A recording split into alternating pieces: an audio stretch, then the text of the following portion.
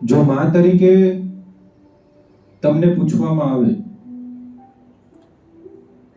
કે કાળજી એટલે શું, તો વિચાર કરજો. કાળજી એટલે ધ્યાન રાખવું, સતેજ રહેવું કે સજાગ થવું?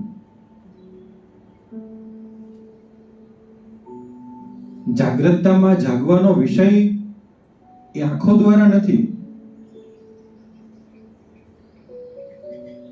પરંતુ જે થઈ રહ્યું છે તેને સમજણપૂર્વક જોવાનું છે.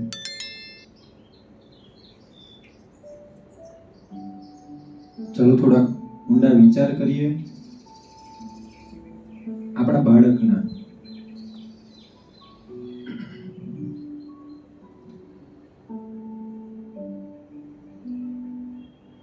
માતાનું એ લાડીલું સંતાન એ ઘોડિયામાં અથવા તો પલંગ પર સૂતેલું છે. મારું સંતાન સૂતેલું છે.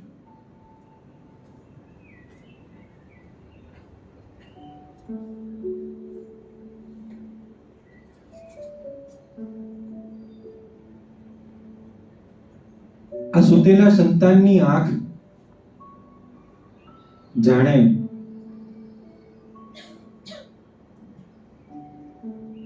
પ્રકૃતિના દરેક પ્રેમનો સ્પર્શ એ આંખની અંદર હોય એટલી નિખાલસ આંખો એની બંધ છે. થોડા અવાજે ઉઠે છે, અધ કચરી આંખ તેની ખોલે છે. યાદ કરો, તમારું બાળક સૂતેલું છે, ઊંઘમાંથી ઉઠે છે અને અધકચરી આંખો એ પોતાની ખોલે છે. એ જ આંખ દ્વારા માતા તેને પહેલી નજરથી જોવે. હજુ તો બાળકની આંખો ખુલે અને માતા પણ એમની સામે જોવે. એ કેવું મિલન! તો જેવી રીતે હિમાલય ગોદમાંથી એ ઉત્પન્ન થતી ગંગા નિરંતર વહેતી વહેતી મહાદેવના ચરણોમાંથી મસ્તક તરફ જાય અને ત્યાંથી ધારા વહેતી થાય અને જે પ્રેમનો ઉત્સાહ, ઉમંગ એ જે જોવા મળે, એવો પ્રેમ તમને તમારી બાળકના આંખમાં દેખાય. એકદમ નિખાલસ,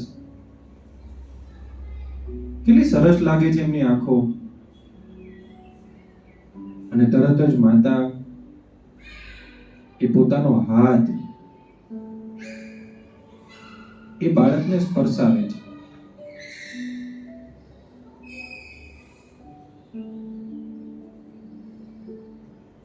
તમારું સ્પર્શવું એટલે કહેતા ઈશ્વરે તમારા મસ્તક પર મૂકેલો સીધો હાથ. અને કેટલી ધ્રુજારી ઉત્પન્ન થાય, તમે યાદ તો કરો.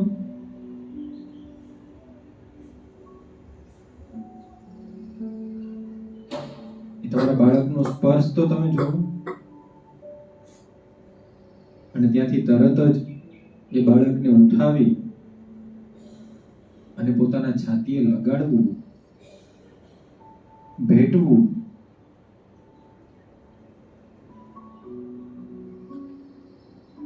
જાણે વિશ્વ શાંતિ હોય.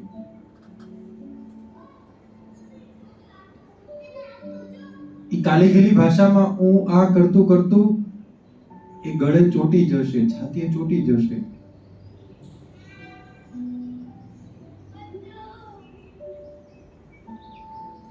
આ સંતાન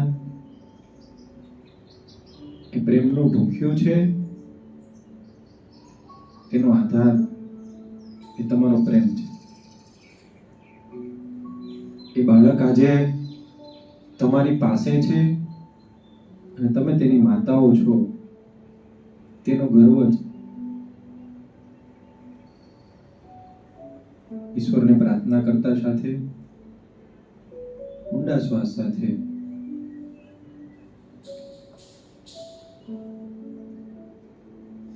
બાળકની બધી જ જવાબદારીઓ નિભાવવાની જે શક્તિ છે એ શક્તિ ધારક એ માતા આપણે છીએ. તે વાતને કંઠસ્થ કરતા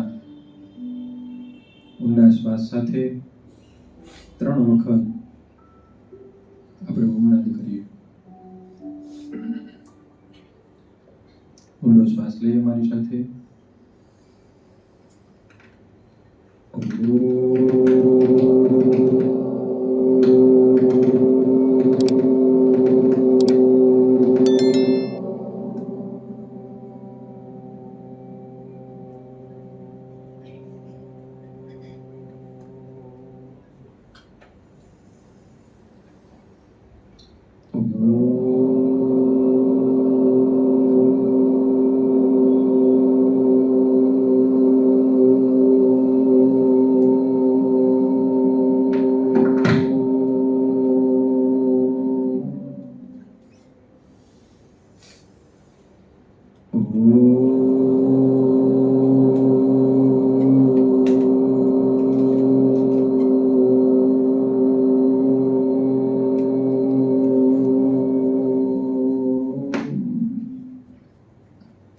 હથેળી ઘસી આંખ અને કાન પર સ્પર્શ કરી હળવેથી આંખો ખોલી.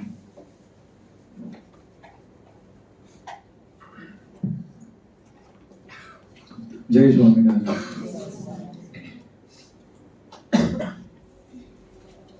જગદીશ સરે વાત કરી એમ આજે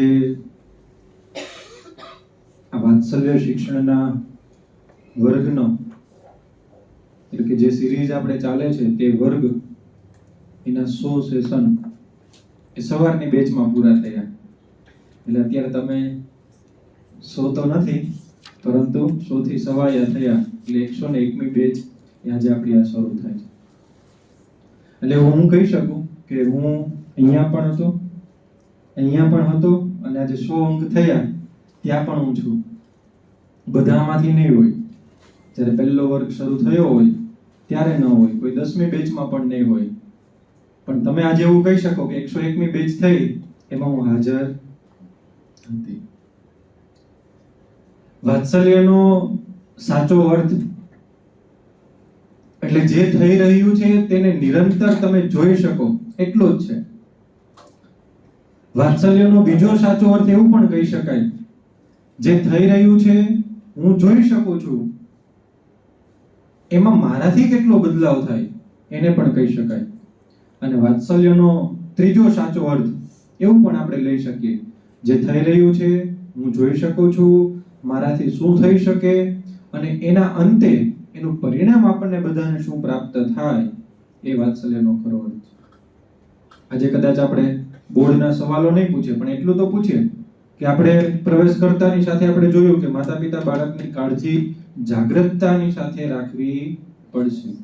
ત્યાં પડે એવો શબ્દ નથી લખ્યો, જાગૃતતાની સાથે રાખવી પડશે. એનો મતલબ શું થયો કે ગમે તેમ થાય, ગમે તેવી પરિસ્થિતિ આવી બને, પણ તમારે ક્યાંક જાગૃતતા કેળવવી પડશે. આગળના સેશનની અંદર આપણે વાત કરી હતી કે જાગૃતતા એટલે કોઈ આંખો દ્વારા તમે દિવસમાં 24 કલાકમાંથી 20 કલાક જાગો છો એની કોઈ વાત જ નથી. જાગૃતતા એટલે એવો કોઈ વિષય નથી કે ચાલો સોટેલી બેસી લે, કોઈ પણ કોઈ નેગેટિવિટી ના આવવા દે, નકારાત્મક વિચાર ના આવવા દે, આવી ભેગો એને ભગાડી મૂકીએ, એવી વાત નથી. જાગૃતતા એટલે શું? સજાગ રહેવું. કેવી સજાગતા? તો જે ઘટનાઓ થઈ રહી છે, બાળક જેમ જેમ પરિવર્તન લાવી રહ્યું છે, તમે જે રીતે પરિવર્તિત થઈ રહ્યા છો, એ બધાની વચ્ચે આપણે કેટલા તટસ્થ રહી શકીએ, એ પરિસ્થિતિને કેટલા જાણી શકીએ, બાળકને કેટલા સમજી શકીએ, એ સજાગતાની અહીંયા વાત છે. અને એના સંદર્ભના આધારે આ વાત્સલ્યની આખી સીમારેખા એ બનેલી છે. ગત સેશનમાં આપણે ભૂમિકાઓ થોડીક જોયું ને બધાએ કે માતા પિતા તરીકેની અમુક પ્રકારની આપણી ભૂમિકા છે. 4 સેશન 5 સેશન, એ 5મું સેશન આપણું હતું ભૂમિકા. તો હવે અહીંયા હોમવર્ક પૂરું થઈ ગયું. જેવી રીતે એમ કહેવાય કે જે પ્રેક્ટિકલી આપણે કરવાનું હોય તે ક્યારે થાય તો કે નર્સરીમાં ભણતા હોય ત્યારે ન થાય, 1 થી 10 કે 12 ધોરણમાં ભણતા હોય ત્યારે ન થાય, કોલેજમાં ન થાય, પછી ઇન્ટરવ્યુ આપવા જઈએ ત્યારે પણ ન થાય. પણ ઇન્ટરવ્યુ જો પાસ થઈએ તો આપણને ખબર પડે. એમ તમારું હવે ઇન્ટરવ્યુ પાસ થયું એવો મતલબ આપણે સમજવાનો. કેવી રીતે? તો કે તમે પ્રતિબિંબ સ્વરૂપે જ્યારે જોયું ત્યારે આપણે નર્સરીમાં હતા, હજુ તો જન્મ થયો છે બાળકનો મારા અંશ પ્રમાણે. પછી તમે પથદર્શક તરીકેની સાથે હતા 1 થી 12 ધોરણ સુધી, તો સાથે હતા એવો મતલબ આપણે કાઢી શકીએ. બાળકનો વ્યવહાર, ગુણો, સ્વભાવો, આપણે 8 પ્રકારની બૌદ્ધિક ક્ષમતાઓ આપણે જોઈ. બોર્ડમાં લખ્યું છે ને, પ્રતિબિંબ, પથદર્શક, બૌદ્ધિક ક્ષમતાઓ. પછી આપણે જોયું દ્રષ્ટિકોણ, જે ઇન્ટરવ્યુનો વિષય છે આખો. ત્યાં શું થાય, કેમ થાય, નજરિયો બદલવાની વાત છે. અને અંતે આપણે જોયું ભૂમિકા. અને છેલ્લે એક વાક્ય લખ્યું છે, કોઈને યાદ છે? શું લખ્યું છે છેલ્લે? હવે આ શું અધૂરું છે? એટલે કોના માટે છે? અમારા નહીં, મારા માટે. એમ હવે શું બોલવાનું ત્યાં? મારા માટે. હવે શું અધૂરું છે? તો તમે 4 સેશનમાં જે તફાવત જોયો, પ્રતિબિંબમાં જોયું, પથદર્શક તરીકે તમે જોયું, બાળકના અલગ અલગ પ્રકારના ગુણોમાં તમે જોયું, અને પછી તમે મુખ્ય જે જોયું એ ભૂમિકા. ગત સેશનમાં આપણે ભૂમિકા છે ને, હવે તમારું પ્રેક્ટિકલ છે. કાયમ ભૂમિકામાં જ રહેવાનું છે મારે તમારે બધાય. કાયમ આપણે જવાબદારીઓમાં જ રહેવાનું છે. હવે ભૂમિકા ફિક્સ છે. માતા પિતા બની ગયો છે, એમાં ફેરફાર કંઈ જ થવાનો નથી. એ ગમે તે થાય, તો હું કદાચ આવો શબ્દ મારે ન વાપરવું જોઈએ, પણ અંતે આમાંથી છૂટાછેડાનો વિષય આવે તો તમે માતા છો, એ માતા જ છો. એમાં કંઈ જ બદલાવ થવાનો નથી. તમારી ભૂમિકા ફિક્સ છે.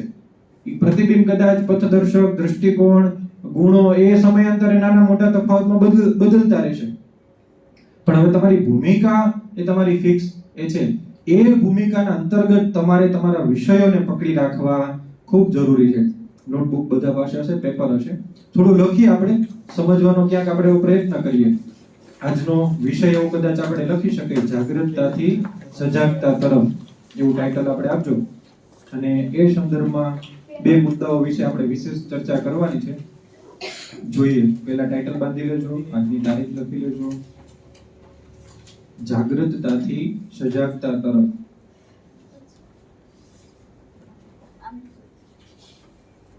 પેન નો હોય માંગી લેજો.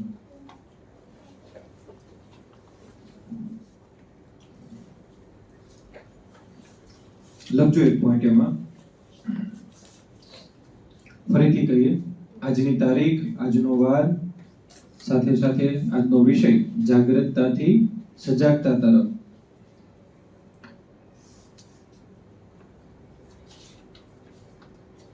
એમાં લખજો પહેલો પોઈન્ટ, માતા પિતાના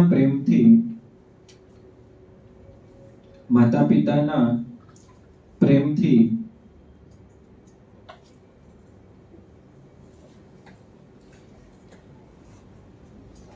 વાવેલું બાળક, માતા પિતાના પ્રેમથી વાવેલું બાળક વટવૃક્ષ બને છે. વટવૃક્ષ બને છે.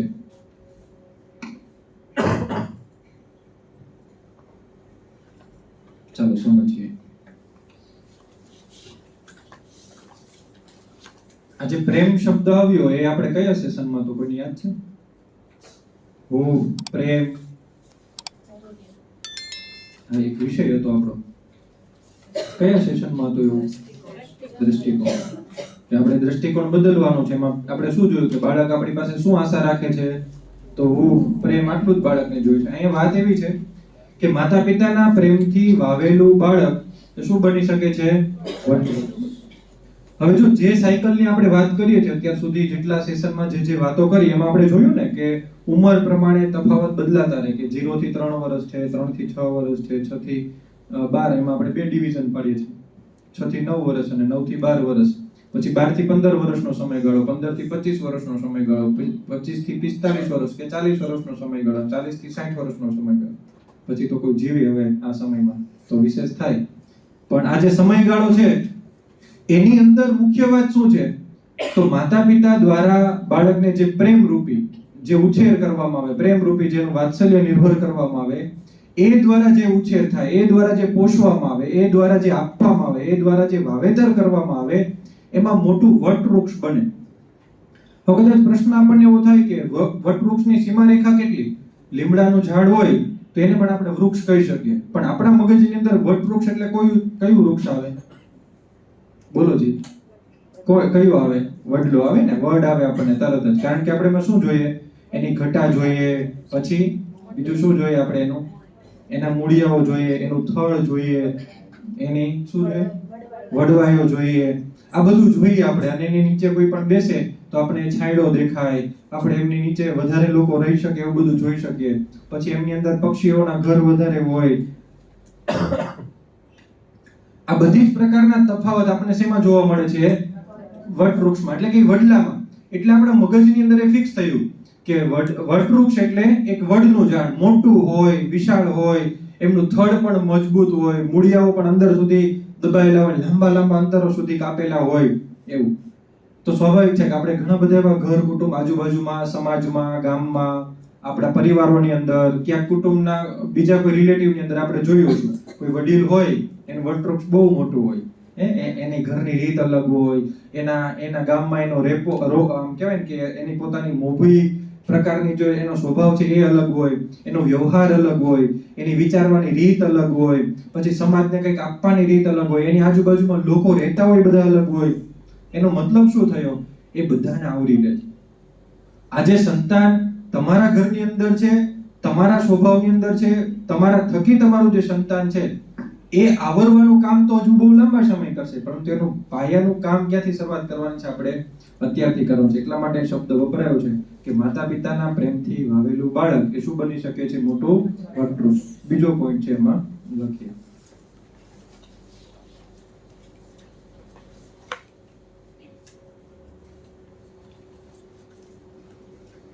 જો છોડને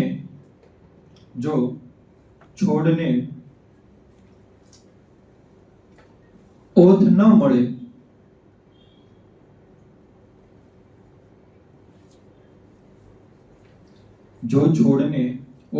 મળે તો આડું અવળું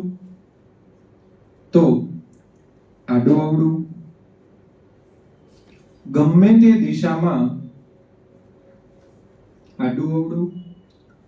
તે દિશામાં ફૂટી નીકળે.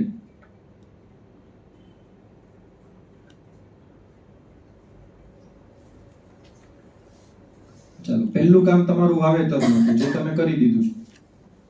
વાવેતર તો થઈ ગયું છે બધાને આપણે. બીજું કામ હવે શું છે? શું આપવાની વાત છે? ઓથ આપવાની છે. ઓથ એટલે શું કહેવાય? ટેકો, સપોર્ટ. પછી એને પાર જોઈ છે બધા નીચે જે ખામણું તમે કરો છો ને તૈયાર, એને પાર કહેવાય. તો એ ખામણું તમારું જે તમે કેવું બનાવો છો એ બધું જ એમાં નક્કી થાય. જો છોડને શું આપવામાં આવે? ઓથ આપવામાં ન આવે તો છોડ ક્યાં જાય? આડું અવળું થાય, અથવા તો ગમે તે દિશામાં એ ફૂટી નીકળે. હવે તમે સમજો કે બાળકને કેવા પ્રકારનો ઓથ આપવો જોઈએ? ઓથ એટલે કેવા પ્રકારનો સપોર્ટ તમારે આપવો જોઈએ? ચાલો બોલો, વિચારો.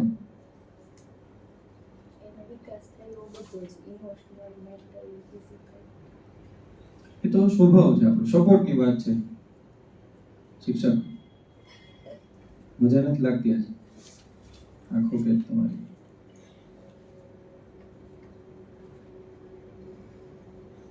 કેવો ઓથ આપવો જોઈએ?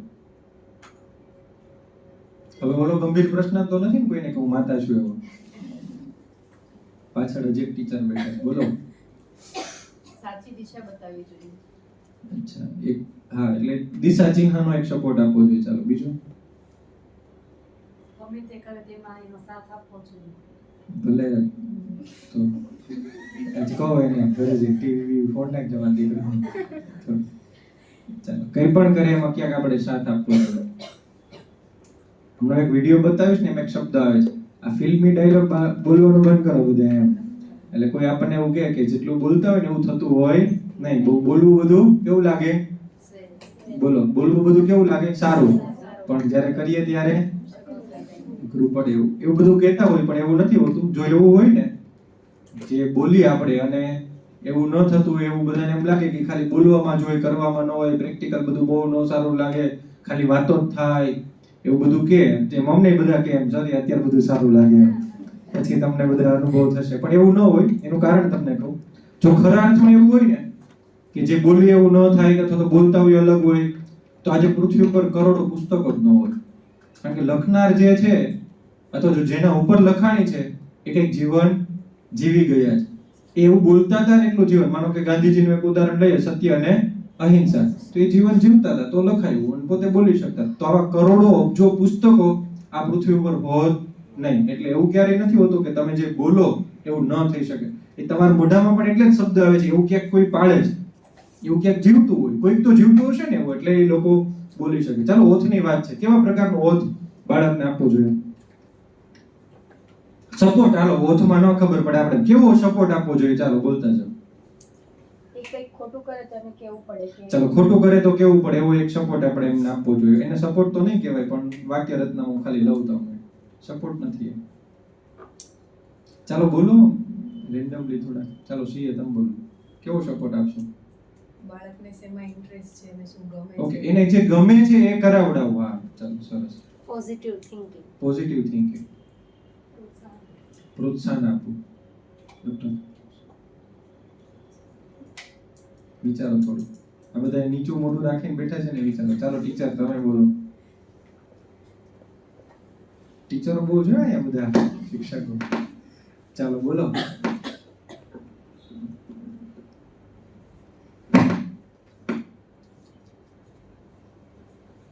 પાછળ છેલ્લે તમે કેવો આપશો સપોર્ટ તમારા બાળકને? હવે એમ લઈ જાવ તમે.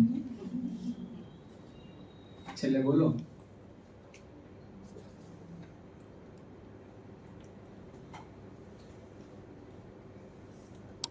નીચું કેમ જોઈ જાવ છો? ઉપર જઈને બોલો તો ખરા. થોડુંક તો સેશનમાં મજા આવે અમને.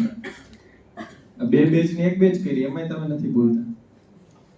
બોલો જી, કેવો સપોર્ટ આપશો તમે? તમે નથી આપવાના કોઈ સપોર્ટ? તો તમે આપો છો કેવો એ બોલો. ચાલો અત્યારે કેવો સપોર્ટ આપો છો? પ્રેક્ટિકલ બોલો ને. અત્યારે જે આપતા હોય, સર રડે ત્યારે એનો છાનો રાખીએ, આ સપોર્ટ અમે આપીએ. સર એને કઈ તકલીફ પડે તેની ઊભા રહીએ, એને ભણાવીએ, એને ગણાવીએ, એને આગળ વધારીએ. આવો નથી આપતા સપોર્ટ તમે બધો? તે ન બોલી શકો? આવો સપોર્ટ તો આપતા જોઈએ ને આપણે. થોડા અંતર એટલા જ છે સપોર્ટના અહીંયા કે ખાલી ભૌતિક સપોર્ટ આપવાની ક્યાંય જરૂરિયાત નથી. કોઈ જરૂરિયાત નથી. જેમ કે ઉદાહરણ આપણે લઈએ તો બાળકને અત્યારે તમારો પહેલો સપોર્ટ તો શું જોતો હોય? જે આગળ વાત કરી પ્રેમ ભર્યું વાવેતર, એ તમારો પહેલો સપોર્ટ જોતો હોય. જેમ આપણે ગયા વખતે વાત કરી હતી કે ટેમ્પરરી સમય પ્રમાણે આપણા બદલાવ આવતા જાય. જેમ કે હમણાં આપણે અંતરદ્રષ્ટિમાં જોયું કે તમે બાળકની સામે પહેલી વખત જુઓ, એ સૂતું જ હોય દરરોજ. અત્યારે આ ઉંમરે જ ઉઠે અને એને મમ્મી જોતી હોય તો તમને ખબર હોય હવે એને ઉઠવાનો ટાઈમ થઈ ગયો. તમે માથે આમ હાથ ફેરવો, ભલે દિવસમાં 5 વખત હાથ ફેરવતા હો, પણ એ પહેલો સ્પર્શ તમારો કેવો હોય? પછી રડતું હોય સવાર ઉઠાડવા ટાઈમે તમારે તરત એને તેડીને છાતીએ વળગાડવો પડે, વાલ કરવો પડે, પ્રેમ આપવો પડે. એ જે બધું કરો અને પછી ઉઠાડો, તેનો તફાવત મળે કે ન મળે તમને? અને નહીંતર આમ એક સાણચી લેતા આવજો કાલકીને, ચાલ મારો દીકરો ઉઠ, તને તાર મમ્મી ઘોડે દોડાવે, તને આમ કરાવે, આમ કરાવે. તો એ તમને ખબર છે એનો તફાવત કેવો થાય. દાંપત્ય જીવનમાં વિચારી લો, બહુ જાજુ નથી જોવું. કદાચ ઘણા સ્ત્રીઓનું સરખું પ્રમાણ નથી હોતું, ઘણાને ઊંઘ જોઈતી હોય. ચાલો સમજી લો, ઉદાહરણ લઈએ આપણે કે કોઈને સુવા સવાર જોઈએ. એવું પણ બની શકે કે પુરુષની ક્ષમતા કરતા કદાચ તમે વહેલા નથી ઉઠી શકતા. કોઈ ઘરમાં એવું પુરુષ હોય કે જે વહેલા જ ઉઠે નિરંતર. તમે એ વહેલા ઉઠી જાય, તમારે કદાચ 10 મિનિટ મોડું થાય, પણ રોજ આવીને તમને કંઈક ખખડાવે, શબ્દો બોલે, પછી તમને જગાડે, એની અસર કેવી થાય? અને રોજ એને કરતા એક દિશા, જે ફિલ્મી સ્ટાઇલોમાં આપણે જોઈએ છે, એવી આખી અલગ રીતે તમને જગાડે, બોલાવે, ઉઠાવે, તો કેવું થાય? તફાવત ખાલી હૂંફનો અહીંયા એટલો જ છે કે તફાવત હોઠનો એટલો જ છે કે બાળકને, જે આપણે અંતરદ્રષ્ટિમાં જોયું ને, કે બાળકને તમારે જોવું, બાળકને સમજવું અને બાળકને અવિરત પ્રેમ આપવો, એટલું જ તમારું કામ છે વાત્સલ્ય તરીકે. બીજું આપણે એમાં કઈ જ કામ નથી. એ નિરંતર તમારી અંદર આવે તો ખરા અર્થની અંદર આપણે સમજી શકાય કે તમે પ્રતિબિંબમાં, પથદર્શકમાં, કે પછી બાળકના બૌદ્ધિક ક્ષમતાઓની અંદર, કે એના દૃષ્ટિકોણની અંદર, કે સાચી અત્યારે જે પ્રેક્ટિકલી ભૂમિકાઓ છે એમાં ક્યાંક તમે ભાગ ભજવો છો. મોટે ભાગે તમારા પ્રશ્નો આવા હતા અત્યાર સુધી કે સર આ બધું રિયાલિટીમાં જોઈએ તો અલગ છે, કારણ કે અમારે કામની જવાબદારી છે, વ્યવહાર સંભાળવાનો છે, પરિવારને હેન્ડલ કરવાના છે, નાના મોટા ઘરોની અંદર બધે જવાનું છે, સમાજને સાચવવાનું છે. અમારા ઘરની અંદર 3 જણા 5 6 7 8 9 10 15 20 22 વ્યક્તિઓ અમે બધા રહીએ છીએ. આ બધાની વચ્ચે અમારે અમારા સંતાનની કેટલી કાળજી રાખવી એમાં ક્યાંક ચૂકાઈ જાય છે. તો શું થાય છે એ પણ આપણે જોઈ લીધું અત્યાર સુધી કે આપણે સમય કોને આપી દઈએ છીએ, બીજી બધી પ્રવૃત્તિને આપી દઈએ છીએ, બાળકને ઓછો આપીએ છીએ. બીજી બધી પ્રવૃત્તિમાં વધારે આપણે ડૂબી જઈએ છીએ, બાળક સામે ઓછું જોઈએ છે. તો આપણે એક ઉદાહરણ લઈએ, તમે સમજો. દાખલા તરીકે હમણાં એક આપણે વિડીયો જોઈશું, એમાં આવશે કે તમને તમારી કામની કલાકો કેટલી. ચાલો કોઈ વ્યક્તિને કામ કરતા હોય, નોકરી કરતા હોય તો નોકરી, અથવા તો ઘર કામ કરતા હોય, તમે 24 કલાકમાંથી કેટલી કલાક કામ કરતા હશો? ગણતરી કરો જી. 1 કલાક, 2 કલાક, 3, મને ઉભો રાખજો હું બોલું ત્યાં સુધી. 4 5 6 7, ઉભો રાખી દેજો સર, ઉભા રહી જાવ. 6 થી 7 કલાકનું કામ હશે. પાકું આટલું? થોડું વધારે દઉં? હું બોનસ આપું તમને બધા. ઘરેથી કોઈ નહીં આપે. 8 હજુ બોનસ આપું ડોક્ટર. આપણે 10 કલાક તમને કામની આપી. કેટલી? આનાથી વધારે નહીં થતી હોય ને? 10 કલાક તમે આમ અત્યારે કેમ નીચું મોઢું જોઈને બેઠા છે, 10 કલાક તમે શું કરો છો? ફક્ત કામ. એમાં કોઈ જાડું નથી આવતા, નથી તમારા ધર્મદેવ આડા આવતા, નથી તમારા બીજા કોઈ દેવ આડા આવતા, કોઈ જ નહીં. ફક્ત તમારું કામ 10 કલાક. ચલો આ 10 કલાકની પાછળ હું તમને ઊંઘની બીજી કલાકો આપું. 10 કલાક કામ જ છો, જેમાં બીજું કઈ જ નથી કરવાનું. એમાં તમારા છોકરાને નવડાવવાને આવી ગયા, ચોપડા ભરાવાના, હોમવર્ક બધું આવી જાય ને આ 10 કલાકમાં. પાછું અલગથી એવું ન કહેતા કહું સર, અલગ આ 10 કલાકમાં આવી ગયું. હવે સુવા માટે કેટલી કલાક જોઈએ છે? આપણે 5 કલાકથી શરૂઆત કરીએ. 5 કલાક, 6 કલાક, 7 કલાક, બસ આટલું ઇનફ છે ને? ચાલો આપણે 6 કે 7 8 કલાક સુવે છે. આમાં કોઈ શરમાતા નહીં, કહી દેજો તમે તારું સુતા હોય તો. જાહેરમાં ક્યાં કેવું. 7 કલાક આપણે ઊંઘની રાખી, એટલે ટોટલ કેટલી થઈ હવે? 17 કલાક. હવે પાછળ કેટલી વધી? 7 વધી. બીજી હવે 7 કલાક શું કામ? ચાલો આપણે સોશિયલ મીડિયાનો ટાઈમ અલગથી ગણીએ, કામમાં નહીં ગણીએ. ચાલો જો હું એક પ્રોફેશનલી વાત કરું બહુ વ્યવસ્થિત, તો આપણે સમજીએ કે કોઈ લેડીઝ સતત 1 કલાક મોબાઈલ નહીં વાપરે. વાપરો છો આમાં? કોઈ નહીં. તો તમારો સમય કેવો છે? આમ હાથમાં લીધું, થોડું જોયું, પાછું મૂકી દીધું, થોડું જોયું, મૂકી દીધું. આવું જ કરતા છો ને તમે? આમ સતત તમારા હાથમાં 1 કલાક આમ નિરંતર ફોન હોય. હા, એકાદ મહિને એકાદી વખત કોઈ ટીવી સિરિયલ XYZ જોવા બેઠા હોય, મોબાઈલ કદાચ કલાક હાથમાં હોય તો એ વસ્તુ જુદી.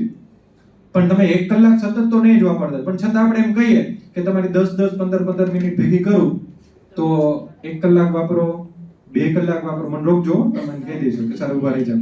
1 કલાક, 2 કલાક ટોટલ મારવાનું છો આખા દિવસ. કેટલી 2 કલાક થાય? પણ આપણે રાખો ને બોનસ. આપણે બોનસ થોડું બોનસ વાળવા જ કામ વધારે. એટલે તમે સમજો, ચાલો 17 ને પ્લસ 2 એટલે કેટલી કલાક થઈ? હવે પાછળ કેટલી વધી? 5 કલાક વધી તમારી. હવે શું?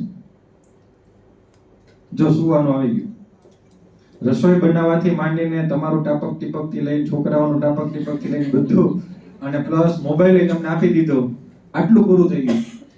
હજુ આપણે 1 કલાક એડ કરવી છે એટલે 20 નો આંકડો પૂરો થઈ જાય, કે જેમાં તમારા આજુબાજુ બેનપણી છે કે આજુ પાડોશી છે કે એની ઓલામાં 10 કલાકમાં તો આવી જ જાય. પણ આ એડ કરી દઈએ આપણે. કદાચ કોઈની સાથે આપણે વાત કરવાની થઈ હોય ક્યારેક ફોનમાં, 1 કલાક તો ન જ કરતા હોય, પણ કદાચ થઈ હોય તો આપણે 1 કલાક એડ કરી દઈએ. તો ફોનની વાત કરવાની એક્સ્ટ્રા 1 કલાક તમને આપીએ તો કેટલી કલાક થઈ? હવે 20. હવે કેટલી કલાક થઈ રહી? હવે કોની? તમારી પોતાની? ના, હજી બાળકનો આપણે ફિલ્મી ડાયલોગ નથી રાખવાનો. પણ અપાતી નથી. હા, એટલે આપણે ગણતરી કરીએ. વિચારો ને, તમને આ બધી કલાકો આપી દીધી, એમાંથી 4 કલાક તમારી પાસે ઓલો કહેવાય ને પાકો નફો. સીએ શું કહેવાય છેલ્લે? બોલો. ચોખ્ખો નફો. એમ આમ ફાઇનલ, એમ જેમાં કાંઈ જ ન હોય. હવે એમાં તમારે ઘરે લઈને વયું જવાનો, વાપરવાનો જોઈએ તમારે. એવો ચોખ્ખા નફાની કેટલી કલાક છે તમારી? 4 કલાક તમારી પાસે છે. એ 4 કલાકમાંથી હું કદાચ એમ કહું, હું એવું માનું છું, હું પોતે સેલ્ફથી, કે હું એમ કહું કે કદાચ આમાંથી કોઈ એવું હોય ધન્યશાળી એવી કોઈ દેવી કે જે 2 કલાક પોતાના સેલ્ફ માટે કાઢતા હોય, મેડિટેશન ને યોગા ને એક્સરસાઇઝ ને દોડવા જવું ને વોકિંગ કરવા જવું ને ડાયટ ચાર્ટ જોવા ને બીજું ત્રીજું કરવું, વજન ઘટાડવો ને XYZ જે કંઈ કરતા હોય, કેટલી કલાક આપો એમાં તમને? જો કે નથી જ ફાળવતા, 15 મિનિટ તો માંડ પડે, પણ છતાં હું તમને 2 કલાક તમારી એની આપી દઉં, હજી પાછળ કેટલી કલાક છે? તો 2 કલાક ચોખ્ખા નફાનો પ્રેમ જેમાં તમે અને તમારું સંતાન જ હોય એવું બને છે. તો હવે તો ક્યાંક આ સમજાય છે? આ 100 સેશનનો મતલબ આ આટલી કલાકોમાં આવી જાય છે.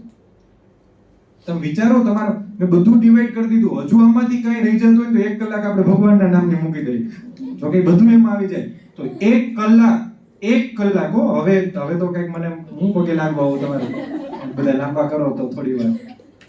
1 કલાક ચોખ્ખા નફાની જેમાં તમે અને તમારું, બીજું કોઈ જ નહીં, આવી કલાક જોઈએ છે.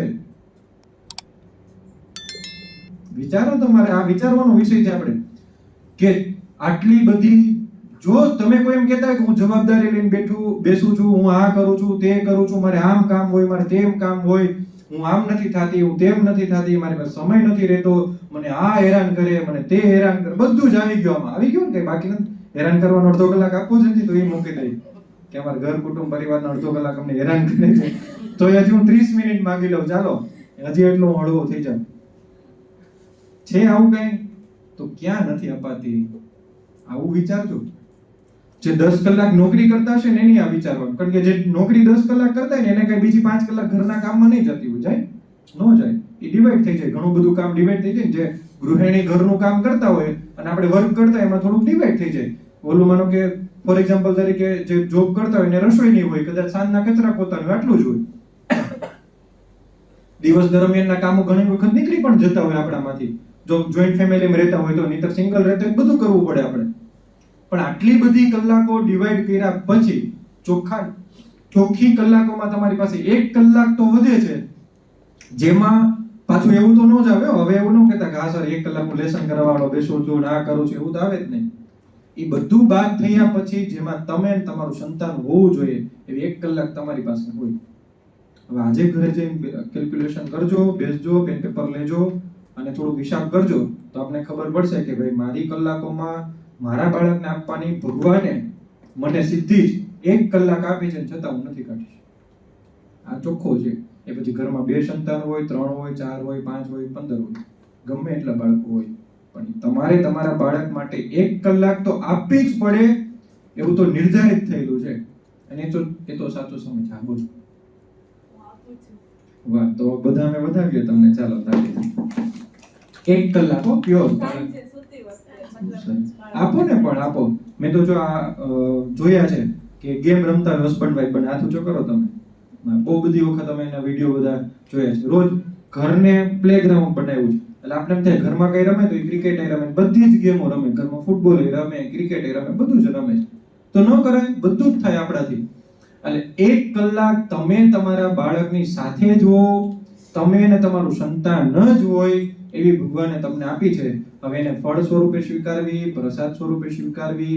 મેં હમણાં જ અત્યારે જે આ જે 100 વર્ષ પૂરા થાય ને એને એમાં મેં છેલ્લે પ્રાર્થના બોલાવડાવી હતી, તમને હમણાં બોલાવડાવું છું. એ પ્રાર્થનાનો વિડીયો લખ્યો છે ને એમાં મેં થોડુંક ડિસ્ક્રિપ્શનમાં એવું લખીને દીધું છે કે વાત્સલ્યના વર્ગોનો આ મહાયજ્ઞ, જેમાં માતાઓએ આપેલી આહુતિના ફળ સ્વરૂપે, શબ્દ શું વપરાયો છે? આ યજ્ઞ છે જેમાં આહુતિ કોણ આપે છે? તમે. કારણ કે હું જોઉં છું કે જે સ્ત્રીઓ આખો દી થાકેલી હોય એને એમ થાય કે બપોરે હું અડધો કલાક આરામ કરું, પણ અઠવાડિયામાં આપણે 2 જ વખત હોય એટલે આપણે એ પણ ગૌણ કરી અને આપણે આવવાનો પ્રયત્ન કરીએ છીએ. એટલે આ તમારો સમય રૂપી તમે આહુતિ આપો છો એ વાત્સલ્યના મહાયજ્ઞના આ ફળશ્રુતિ સ્વરૂપે, એટલે કે તમે જે યજ્ઞમાં આહુતિ આપો છો એના ફળશ્રુતિ સ્વરૂપે આજે વર્ગો 100 સેશન પૂરા કરી ચૂકી. 101મું સેશન આપણું શરૂ થયું અને નિરંતર આવા સેશન એટલા માટે જ રહેશે કારણ કે તમે આહુતિ આપો છો, આ યજ્ઞ ચાલે છે ને એનું ફળ બહુ જ નિરંતર આપને મળશે. અને ઘણા બધાને ખબર છે કે જરૂર નથી કે બાળક ઉપર, તમારા સ્વભાવ ઉપર, તમારા વ્યક્તિત્વ ઉપર, તમારા વર્તન ઉપર, અને જ્યારે ખરા અર્થમાં બાળક તમારી નજીક આવે ને, પાસે આવે ને, આવી જ્યારે કોઈ ક્રિયા કરે ને ત્યારે તમને થોડું જાગતાપણું લાગે કે મારે કરવું જોઈએ, ન કરવું જોઈએ, થઈ જાય છે, ભલે થઈ જાય, બીજી વાર મારે ધ્યાન રાખવાનું, ત્રીજી વાર ધ્યાન રાખવાનું. આજે ઘરે જઈને શાંતિથી 10 મિનિટ બેસજો કે આટલી બધી ભાગદોડની અંદર હું ભાગું છું, આટલા બધા પ્રશ્નોના ટોપલા લઈને જ માથે હું ફરું છું, તો મારે અડધો કલાક કે 1 કલાક મારા સંતાન માટે કેમ નથી જતી? કેમ આમાં તો એલું રહી ગયું કે અડધો કલાક કોઈને કઈ વિચારવા માટે આમ કરીને બેસવું હોય તો એ રહી જતો. હું તો અમે તો એક સેશનમાં એવું ડિવાઈડ કર્યું હતું, કઈ વાંધો નહીં, 15 મિનિટ આની, 15 મિનિટ આની, 15 મિનિટ આની. હવેની 15 મિનિટ જ ફક્ત તમે ને તમારું સંતાન. કદાચ આપણે ક્યાંય પીએમ ઓફિસમાં રહેતા હોય તો આપણે એવો ટાઈમ ન મળે, તો ખાલી 15 મિનિટ તો તમે આપી શકો, જેમાં તમે ને તમારું સંતાન જ, બીજું કોઈ જ નહીં. એવી જરૂરિયાત એ આ વાત્સલ્યના વર્ગરૂપી તમારા બાળકને. તો કદાચ આ ઓથના શબ્દો તમને કામ લાગશે, તો કદાચ તમને જે વાવેલું છે એ તમારું વટવૃક્ષ બનશે, તો ક્યાંક બનશે. હું તમને એક ઉદાહરણ આપું. ગઈકાલે આપણે ઇન્ટરવ્યુ હતા સ્કૂલમાં, એટલે બહારના અલગ અલગ લોકો થોડાક આવતા હતા. એમાં 2 લેડીઝ ઇન્ટરવ્યુ દેવા માટે આવેલ. એમાં જોયું તો એક બેનની ઉંમર છે ને 43 યરની હતી, 43 વર્ષની ઉંમર, એટલે ઝીરો એક્સપિરિયન્સ, પોતે BA પાસ કરેલા, અને આમ સારું નોલેજ, સારું રાઇટિંગ સારા. એટલે વાતચીત કરતા હતા. એટલે મારો પહેલો સવાલ હતો, મેં કીધું તમને આમાં લખ્યું નથી એક્સપિરિયન્સનું, એટલે તમે જોબ નથી કરી કે ના? એટલે મેં કીધું સારું. એટલે મેં કીધું ટ્યુશન કરાવતા હતા તો કે ના. એટલે તો મેં કીધું પહેલો વિષય મારો એવો, તો કેમ તમને 43 વર્ષ એવું થયું કે મારે જોબ કરવી છે એમ? તો કે હવે છોકરાઓ મોટા થઈ ગયા એટલે સ્વાભાવિક છે કે બાળકો હોય તો મોટા થાય. એટલે મને આપણે ઘણી વખત મોટા એટલે કોને સમજીએ? જે આમાંથી અમુક લેડી કામ કરતા હોય અથવા તો પ્રેગ્નન્સી પછી ફરીથી જોબ શરૂ કરે, એ કે મોટા કોને સમજે? તો પોતાનું બાળક કેટલા વર્ષનું થયું હોય, 6 વર્ષ 7 વર્ષ, એટલે પછી મમ્મી ફરીથી કામે ચડે. એટલે જ્યાં સુધી બાળક માનો કે અતિ નાનું હોય, પેલી માહિતી જોવાનું, અતિ બાળક નાનું હોય 0 થી 3 વર્ષનું કે હજુ પ્રેગ્નન્સી પછીના અમુક મહિનાઓ સુધી કે અમુક વર્ષો સુધી, તો ત્યાં સુધી આપણે ન ક્યાંય જોબમાં જઈએ. પણ પછી થોડું 5-6 વર્ષનું બાળક થાય, સમજતું થાય, દાદા દાદી પાસે, પપ્પા પાસે, બાજુવાળા પાસે કે કોઈ આપણે પિયરમાં નજીકમાં રહેતા મૂકી આવીએ, તો એ બાળક મોટું આપણે કહી શકાય. પણ આ બેનને મેં પૂછ્યું, મેં કીધું સરસ, કેટલા મોટા, એટલે કેટલા બાળકો, કેટલા મોટા તમારા બાળકો, કેટલા સંતાન છે? તો કે 2 દીકરા દીકરીઓ છે, એટલે એક દીકરો છે ને એક દીકરી. મેં કીધું કેટલી ઉંમર છે?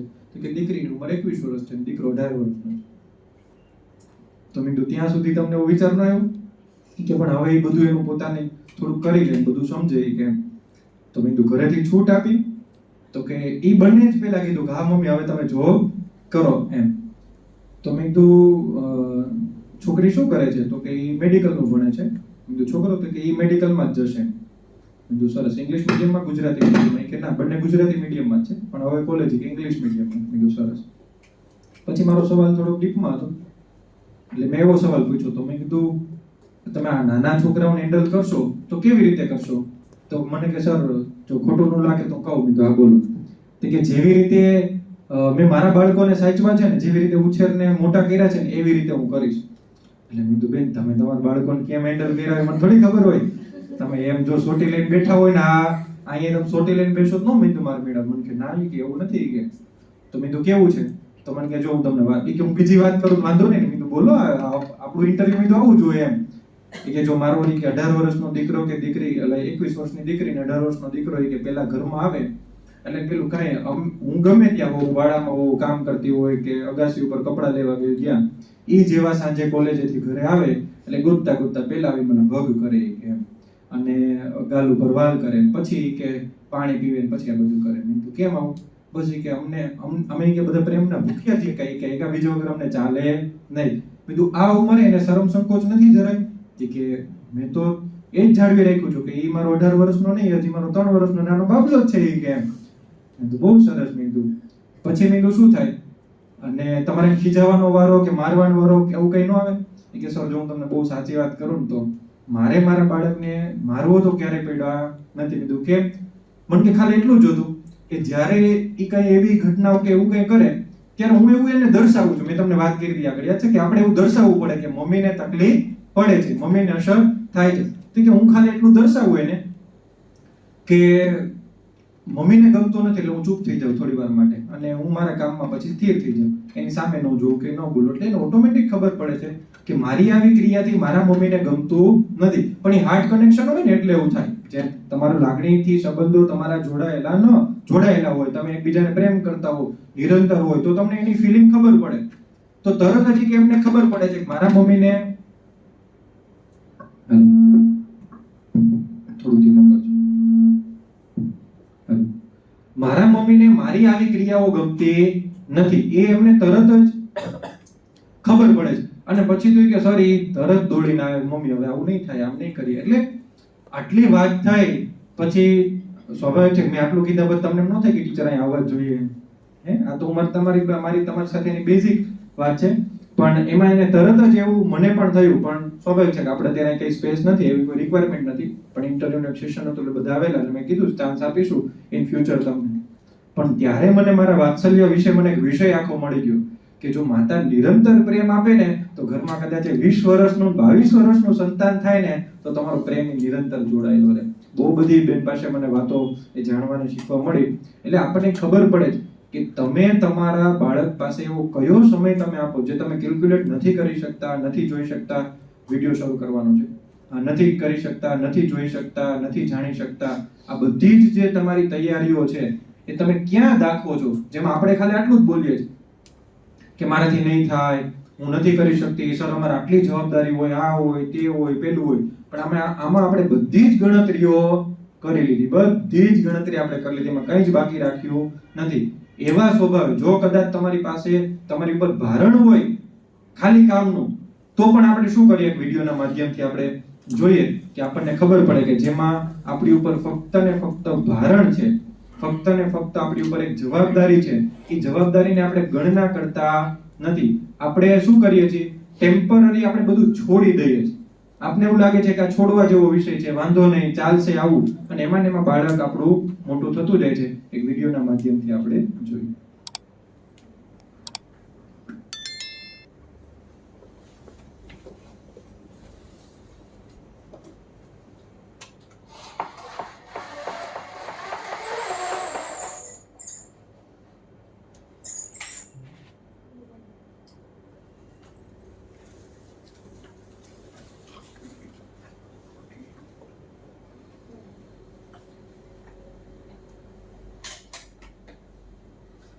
સ્ટોપ કરવાનું થશે.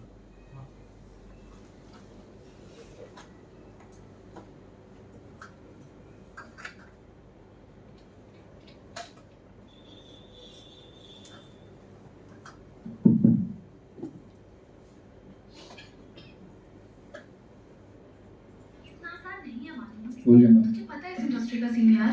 मैंने अपने राइजिंग करियर के टाइम पे शादी की थी. नाउ यू नो मुझे कैसे असाइनमेंट्स मिल रहे हैं. I am not ready for this. ये प्रेगनेंसी ना मेरा मॉडलिंग करियर खत्म कर देगी. चलो इसे I call you back later. Okay bye.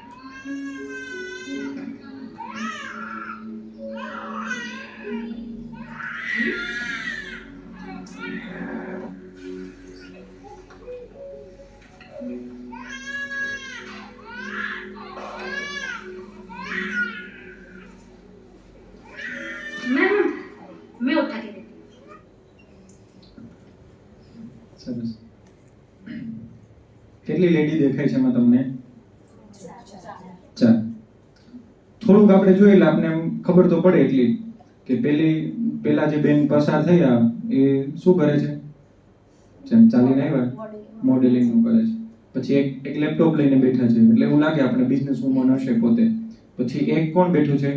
માં, જેના હાથમાં બાળક છે. અને ત્રીજા જે હમણાં જોઈએ આપણે કોણ છે? પ્યુન છે, બરોબર, જે કામ કરે છે સફાઈનું ને બધું. હવે આ 4 દ્રશ્યો જોયા એટલે આપણે ખબર પડી કે પેલા બેનને થોડુંક બાળકો નહીં ગમતા હોય, કારણ કે શબ્દ જેવું બોલે છે કે મારું મોડેલિંગ બરબાદ કરી નાખશે. કોણ? તો કે પ્રેગ્નન્સી. એટલે પ્રેગ્નન્સી નથી કરી નાખવાનું, પણ એના થકીનું જે શરીર આખું બદલાઈ જશે એ એને થોડીક તકલીફ પડે છે. બિઝનેસ વુમનને આપણે જોયું તો એના કામમાં વ્યસ્ત છે, એને અસર નથી થતી. પેલું બાળક રડે છે, બોટલ નીચે પડી ગઈ, પેલા બેનને ન થઈ, પણ એક આ કામવાળા બેનને ક્યાંક અસર થઈ એટલે તરત દોડીને આવ્યા છે. જોઈએ આગળ આપણે. मैम बच्चे की तलवे पर ना मालिश कर देना, चुप हो जाएगा. मेरे बच्चे भी रोते हैं ना तो मैं ऐसे ही करती हूँ. Stop. જો માં હોય ને, માં એના અનુભવ બહુ બધા હોય. મારો વિષય આની અંદર એક મેં લીધો છે, હું તમને ક્યારેક આપણે એના વિશે ચર્ચા કરશું. જો માતાએ છે ને ક્યારેય પેલું ન સમજવું કે હું બીજાને કેમ પૂછવા જાઉં, બીજાને કેમ કહેવા જાઉં, બીજા સાથે હું કેમ વાર્તા કરું. આપણી વચ્ચે એક પેરેન્ટ્સ હાજર નથી, હું નામ નહીં આપી શકું.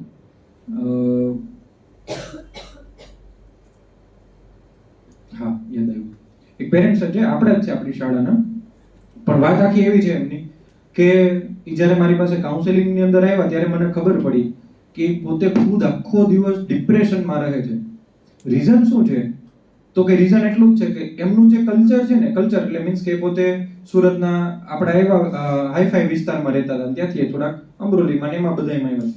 એટલે એમણે નાના મોટા કામો નથી કર્યા, ઘરકામની અમુક વસ્તુઓ ન ભાવે, જેમ કે આપણે બધા હોય તો આપણે શું હોય, આપણે ટાંકવું, પછી ભરતનું કામ કરવું કે સીવવું, એ બધું આપણને આવડતું હોય. તો એ બેનને એવું બધું નથી ફાવતું, તો એ મૂંઝાય કે હું મારા બાજુવાળાને કેમ કહું. જેમ કે ઇમરજન્સી મેડિકલ આવે ને પોતાનું બાળક છે, બાળક મોટું છે, પણ એ બાજુવાળાને એમ કેમ કેવું કે બેન 2 મિનિટ રાખજો ને હમણાં આવું, એવું ન કહી છે, અચકાય છે. એવા ઘણી બધી માતાઓ છે કે પોતાનો એક પ્રોબ્લેમ છે, બાજુમાં જ મમ્મી છે તેને શેર નહીં કરે. કેમ? તો એ એવું વિચારે છે કે આનું બાળકો હચવતા નહીં આવડતું હોય. આવું બધું વિચારીને આપણે ઘણી બધી વખત શું થાય છે, આપણે કોઈનો અનુભવ લેતા નથી અને આપણી ધૂન પ્રમાણે આપણે દોટ મૂકીને ચાલીએ છીએ. જો એ અનુભવ બહુ મોટો કામ કરી ગયો. એક સંતાન રડે છે, પેલી બેને પૂછ્યું નથી કે શું કરાય શું ન કરાય, પણ એને તરત જ કીધું તાળવામાં શું લગાડવાનો હાથ કરી, માલિશ કરજો, એટલે જેથી કરીને આવી રીતે બાળક સતત આખો દિવસ રડતું હોય તો ન રડે. તો આવો અનુભવ જેની પાસે હોય ને એ સારી રીતે બાળકને કેળવી શકે. આગળ हो जाता है। अच्छा, कितने बच्चे हैं आपके? 3। तो ड्यूटी के साथ साथ कैसे मैनेज किया? मैनेज तो क्या है, 10 घंटा यहाँ पे ड्यूटी खत्म करने के बाद बाकी माँ होने का ड्यूटी। કેટલી કલાક કીધી? 10 કલાકની કામની ડ્યુટી. પછી કઈ ડ્યુટી શરૂ થઈ જાય છે? આ તો ચાલો એક એડવર્ટાઇઝ છે એટલે આપણે એમ સમજી શકીએ કે બાકીની 14 કલાક કદાચ એના બાળકને ન જોઈ, પણ ઘર કામમાં ને એવું. પણ આપણે બધું ગણતરી થઈ ગયું ને, આપણે ઓકે બાકી નથી ને આમાંથી? રહે છે કોઈને કઈ બીજું? એમાં વાસણ કપડા બધું આવી ગયું છે ને તમારું? બધું જ. આમ જમવાનું આવી ગયું છે, જમીન પાચન આમ થઈ જાય ને, આમાં ચાલવાનું વોકિંગ બધું જ તમારું આવી ગયું છે એમાં. એ દિશાની અંદર જો આપણને ખબર પડે, જો એને પૂછ્યું કેટલા સંતાન, તો કેટલા કીધા? 3. એટલે દર્શાવે છે કે 3 બાળક હોય ને છતાં માતા પોતાની દિશામાં સક્ષમ રહી શકે છે. એ તાકાત અને શક્તિ માતાની અંદર રહેલી છે. 3 સંતાન છે, કામ પણ કરે છે અને છતાં પોતાના બાળકને સાચવી લે છે. એવું બોલે. હવે બધાના ચહેરાઓ અલગ છે, જો એને આંખો જોવો તમે સરસ મજાની. જોઈએ આપણે આગળ પ્લે કરો સર. ये डबल ड्यूटी करते करते जो लाइफ में पीछे रह गई हो उसका क्या?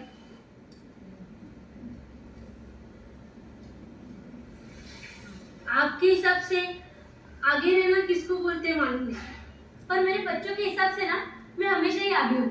તો છે ને હાજર જવાબ બીજો પણ જો પહેલો સવાલ, ઘણી બધી વખત જેમ કે તકલીફ ભણેલાઓની વધારે છે, એ તો બહુ મેં પણ મારા જીવનમાં અનુભવ કર્યા છે.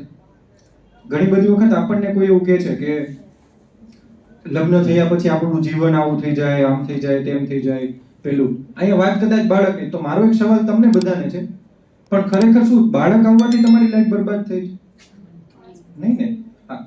લગ્ન થવાથી તમે કદાચ કહો તો મારે રેકોર્ડિંગ ચાલુ છે, પણ હું તમને ઉદાહરણ આપું છું કે કદાચ આપણને એવું લાગે કે લગ્ન થયા પછી અમુક પ્રકારની સ્વતંત્રતા, અમુક પ્રકારના વિચારોનું તાલમેલ નથી, એટલે ક્યાંક પ્રોબ્લેમ સ્વભાવોને પડે છે, વ્યક્તિગત તો નથી.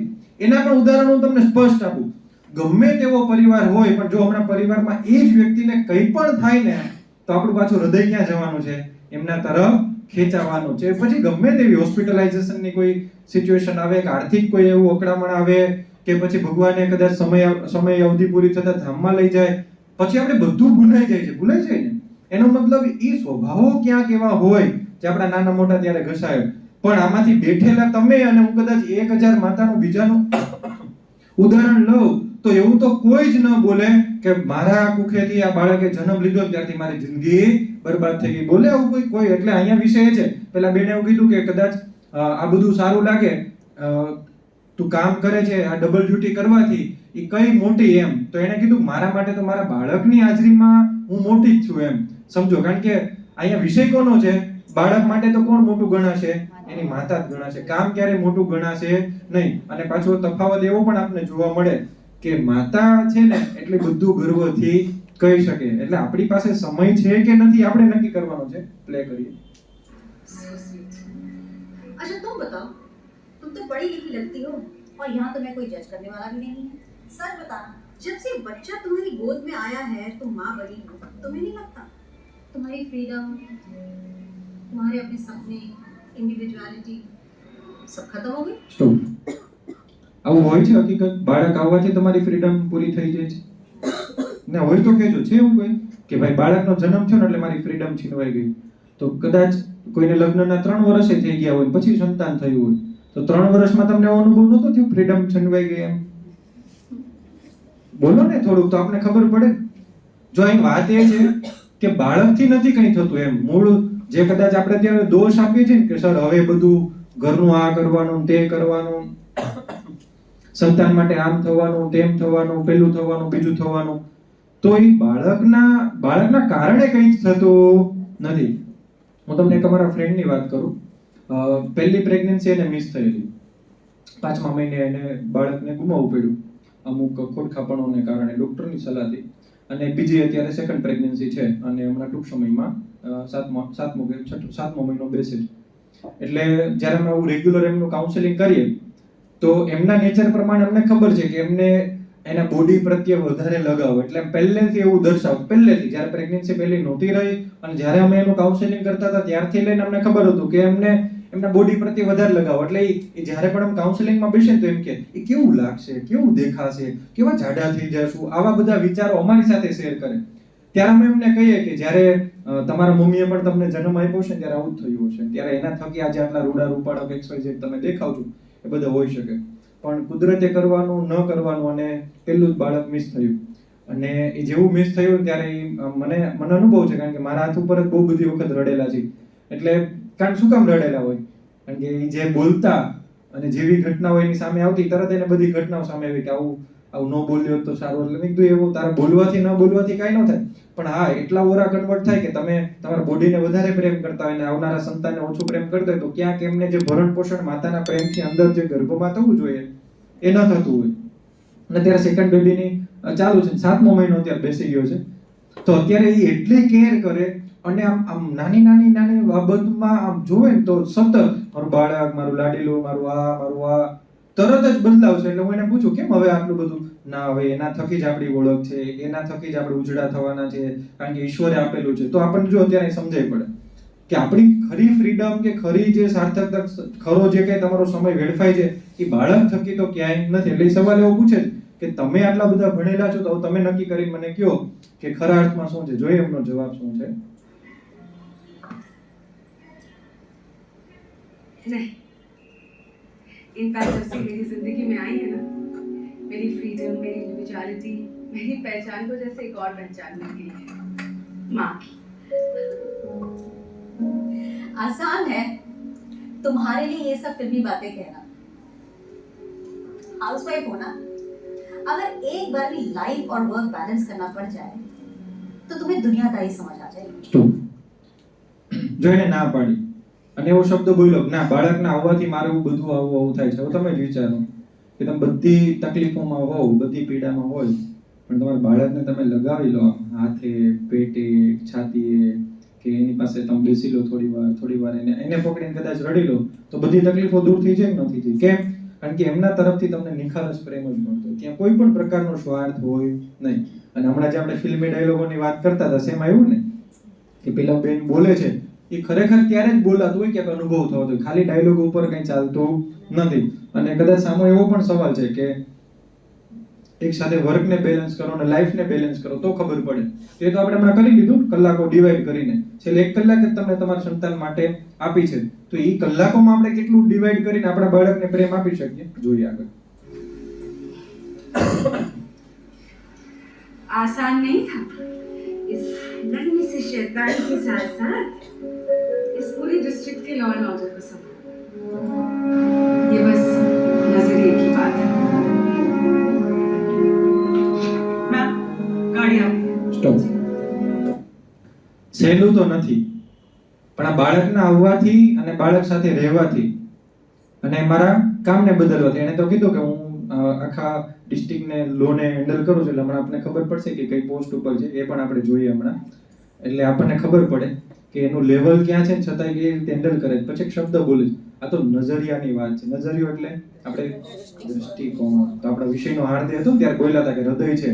આખા સેશનનો જ્યાં સુધી તમને તમારા જીવનમાં વાત્સલ્ય યાદ રહે ને, આમ બુઢા થઈ જાવ, ચશ્મા આમ પડી જાય ને, તો યાદ કરજો કે અમે એક દિવસ આ વાત્સલ્ય ભણેલા અને એમાં અમને શીખવાડેલું કે દ્રષ્ટિકોણ કોને કહેવાય. સતત આમ જોવા જઈએ તો આખા જીવનમાં કદાચ આ વાત્સલ્ય પૂરતું નહીં, તમારી લાઈફમાં તમે લઈ લો, ઘર સંસારમાં લઈ લો, અમે બધા પણ લઈ લઈએ. મુખ્ય વાત શેની છે? દ્રષ્ટિકોણ. દ્રષ્ટિકોણ બદલાય ને તો બધું જ બદલાઈ જાય. એ વિષયની વાત કરી છે. આગળ જોઈએ.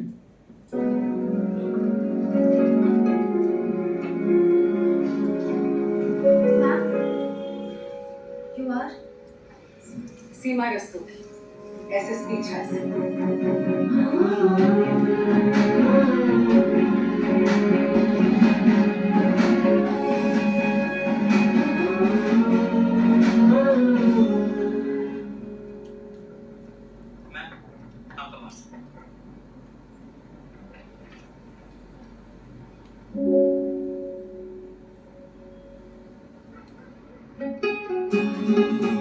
तू दरिया की वो धारा है जो दो राह भी तर जाए, है आईना तू ऐसा जो नया नजरिया दिखलाए.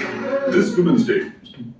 જોયું ને આપણે કે જે સ્ત્રીને પોતાના શરીર પ્રત્યે વધારે લગાવ હતો એ હવે એ પિક્ચર દ્વારા આપણે શું ખબર પડે છે કે પ્રેગ્નન્ટ લેડી થઈ, પણ એને શું મળ્યું છે? ત્યાંથી પ્રોત્સાહન મળી, તેને પ્રેરણા મળી. લાઈક શરૂ કરી એને ત્યાંથી પ્રેરણા મળે છે, ત્યાંથી એમને પ્રોત્સાહન મળે છે. જો આપણને ખબર પડે કે બધું જ બેલેન્સ થઈ શકે, બધું જ, આપણે કંઈ જ બહારથી ગોતવાની જરૂરિયાત નથી. આખા વિષયનો હાર્દ પણ એટલો જ છે કે તમે આ પ્રતિબિંબની સાથે, પથદર્શકની સાથે, બાળકના ગુણોની સાથે એ દ્રષ્ટિકોણને તમે બદલો ને, દ્રષ્ટિકોણને, તો બધું જ તમારી સામેથી બધું બદલાઈ જાય. બીજું આપણે એમાં કંઈ જ કરવાની જરૂરિયાત નથી. એટલે વાત્સલ્યનો જ્યાં ભૂમિકાનો ભાગ છે ને, જવાબદારીનો ભાગ, એમાં આપણે બે શબ્દ લખ્યા ને કે જો પ્રેમથી બાળકનું એ તમે વાવેતર કરો અને વાવેલું તમારું પ્રેમ રૂપી તમારું બાળક વાવેલું હોય તો એ કેવું બનશે? મોટું વટવૃક્ષ બનશે. અને બીજું આપણે એ જોયું કે જો એ છોડને શું આપવામાં આવે? ઓથ જો આપવામાં નહીં આવે તો એની આડાઅવળું ગમે ત્યાંની ડાળીઓ ફૂટશે. અને એના માટે શું જોયું આપણે? સમયનું કેલ્ક્યુલેશન આજે જોયું, જે તમારે હવે આજથી થોડું જોવાનું છે કે એવો કયો સમય કે જો મારા બાળકને આપી જ શકું. અને આમાંથી ઘણા બધા ડિવાઈડ કરી શકો. જેમને બપોરની સ્કૂલ છે એ સવારે થોડોક એવો સમય તમે આપી દો, સવારે તમારી પાસે સમય નથી તમે સાંજે આપો. મેં ઘણો એવો પણ સમય જોયો છે, સાયકોલોજી પ્રમાણે આપણે જોવા જઈએ તો 5 થી 7 વાગ્યા સુધીનો જે સમય છે ને કુદરતી સમય કહેવાય, પ્રેરણાદાયી કહેવાય, જેમાં આખું વાતાવરણ પણ છે ને, સંધ્યા થાય ને, સંધ્યાનો સમય કયો છે? 5 વાગ્યા પછીનો સમય છે.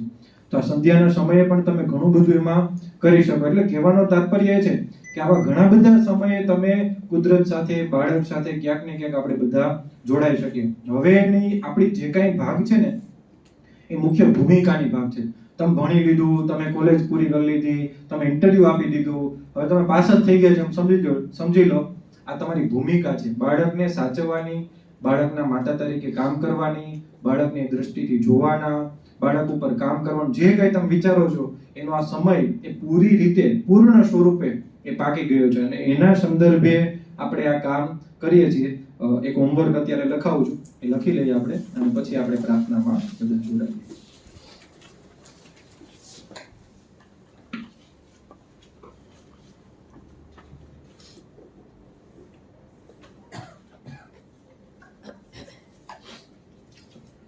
બાળકને શું ગમે છે? પ્રશ્ન પહેલો એક જ છે પ્રશ્ન. બાળકને શું ગમે છે? મને શું ગમે છે?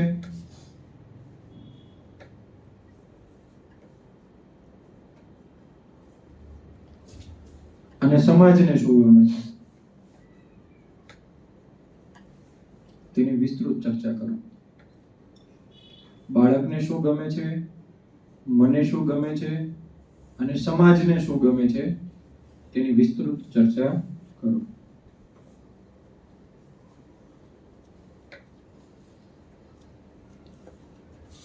જો આપણને ખબર પડે બાળકને શું ગમે છે એટલે બાળકને જે ગમતું હોય એ તમારે લખવાનું. મને એટલે તમને જે ગમતું હોય ને એમાં બધું આવી જાય કે હું મારા બાળક પાસે આવું કરાવીશ, આમ કરાવીશ, બધું જ એમાં આવી જશે. અને તમારા અને તમારા બાળક સિવાય સમાજને કંઈક અલગ ગમે છે, સમાજને કંઈક અલગ જોઈએ છે, તો એ પણ આવી જાય. આપણે એક સમય નથી, એક પ્રાર્થના કરવી છે, પણ એક સ્ટોરી તમને નાની વાત કરું, બનેલી ઘટના છે. મારા એક મિત્ર છે, એ હમણાં થોડા સમય પહેલા, એટલે હજુ ત્યાં જ છે, મલેશિયા ગયા છે ફરવા માટે, બિઝનેસ ટૂરમાં ગયા છે પોતે. એટલે એ પોતે ટૂરમાં ગયા છે, એટલે મેં એના સ્ટેટસ જોતો હતો ક્રમશઃ, બધા ક્રમ પ્રમાણે સ્ટેટસ આવે ને આપણા ક્રમ પ્રમાણે. જો ફોટોગ્રાફ હોય, કોઈ નહીં ખબર હોય પણ તમને જાણ કરું, ફોટોગ્રાફ હોય તો એ 15 સેકન્ડ માટે રહે. કેટલી સેકન્ડ માટે રહે? 15 સેકન્ડ. અને વિડીયો હોય તો કેટલી સેકન્ડ માટે રહે? બધાને ખબર હોય, બોલો ને, 30 સેકન્ડ માટે. અને અમુક હાઈ રિઝોલ્યુશનના ફોટા હોય તો 10 સેકન્ડ માટે રહે. એટલે આવું 10, 15 ને 30 આવી રીતે રહેતા હોય છે. અને આપણે લાઈનમાં બધા મૂકતા હોય છે, બધા જ, એમાં હું તમે બધા જ આપણે આવી જાય. એટલે એમણે એ પોતે અત્યારે બહાર વિદેશમાં ફરવા ગયા છે, એટલે એમણે ફોટોગ્રાફ મૂકેલા છે. પણ એમાં મેં 3 પેઢીના દર્શન કર્યા, એમના બાળકોના, એ માતા પિતાના, અને એમના પણ ફાધર મધરના. એટલે કે અમે 3 પેઢીના એને મેં જોયા, પણ સિક્વન્સ મૂકેલા હતા કે શરૂઆતમાં બાળકોના ફોટા હતા, પછી બંને કપલના ફોટા હતા, અને ત્રીજા મેં એ પેઢીના ફોટા જોયા. એટલે મેં પેલા બધું જોયું, પછી મેં એને લખીને મોકલ્યું છે થોડુંક મારી રીતે. પણ શું મેં જોયું તમને કહું, 3 પેઢીના દર્શન કર્યા એટલે તમે સમજી લો કે એક પહેલી પેઢી એવી છે કે જેમનો જન્મ 2018 થી લઈ 23 માં થયો હશે.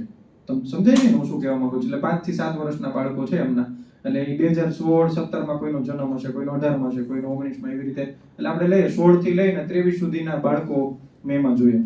પછી મેં એક પેઢી એવી જોઈ કે જેમનો જન્મ કયા વર્ષમાં થયો હશે, આજથી આમ સમજો ને કે 80 માં, 90 માં, આવા સમય દરમિયાન એમનો સમય થયો છે. એટલે સમજો કે તમે 89 થી ગણતરી કરો તો 95 સુધી, 94 સુધી, એવું એક પેઢી મેં જોઈ. અને એક ત્રીજી પેઢી જોઈ જેનો જન્મ 1970 માં થયો હોય, 1970 થી લઈને 1975 સુધી, આ સમયગાળા દરમિયાન થયેલો. આવી 3 પેઢી એમાં આપણે જોઈ. એટલે એની ઉંમર બધાની જોવો જોઈએ તો આપણે ખબર પડે. એક ઉંમર કેટલી હશે? 5 થી 7 વર્ષની બાળકોની હશે. બીજાની ઉંમર કેટલી હશે? 30 થી 35 વર્ષની ઉંમર હશે. ત્રીજી પેઢી હશે, એની ઉંમર કેટલી હશે? 50-55 વર્ષની ઉંમર હશે. જો તફાવત જો 1975 ની 70 ની વાત છે, અને અત્યારે વર્ષ કયું ચાલે છે? 2023. પણ મેં જ્યારે સ્ટેટસ જોયું ત્યારે મને બધાય 1975 વાળા નો દેખાણા, 1970 વાળા નો દેખાણા, 1995 વાળા મને નો દેખાણા, મને બધાય 2023 વાળાના દર્શન થયા. સમજાય શું કહેવા માંગુ છું કે સમજાવવું જોઈએ ઊંડાણથી? એટલા માટે મેં કલ્ચર આઈનું છે, એ કલ્ચરમાં આપણે કન્વર્ટ થયા છીએ. તો કન્વર્ટ થયા પછી આપણને નથી ખબર કે આપણે આપણો હાવભાવ, આપણો વ્યવહાર, આપણું પેશન આપણે કયા લેવલનું ક્યાં રાખવું જોઈએ.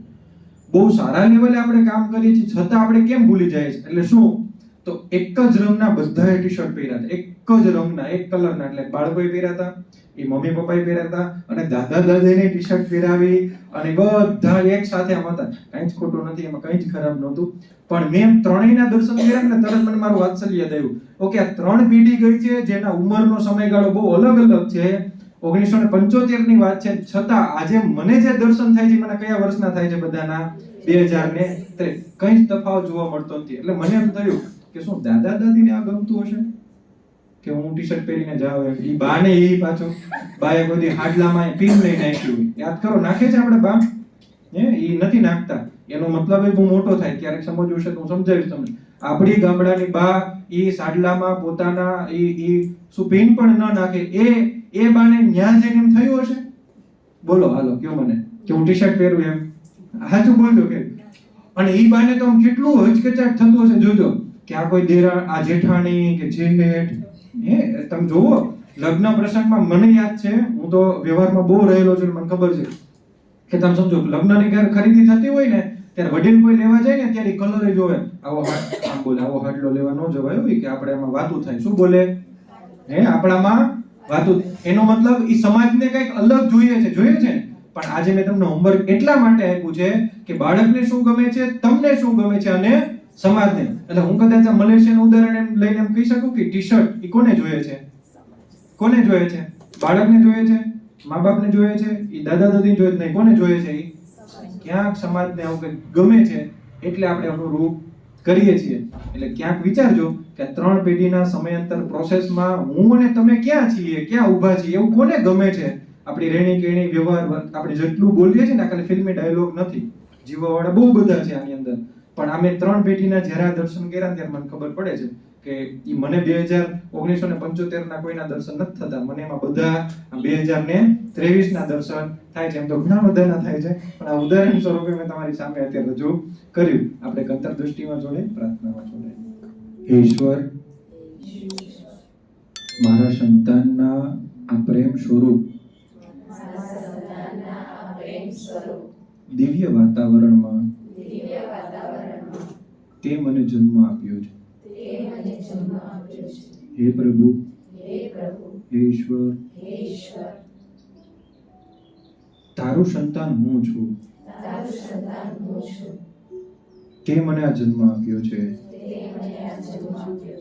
અને તારા થકી જ આજે હું પણ બીજા બાળકને જન્મ આપી શકી છું. તેથી હું માતા બની છું. ઈશ્વર, તારી કૃપાથી આ શક્તિનું સર્જન થયું છે. તે મને જન્મ આપીને જન્મદાતા બનાવી છે. તેના થકી મારા ઘરે તારા સ્વરૂપના દર્શન થાય છે. હે ઈશ્વર, હું એટલી સક્ષમ છું કે તને પાળી શકીશ, સમજી શકીશ અને માની શકીશ.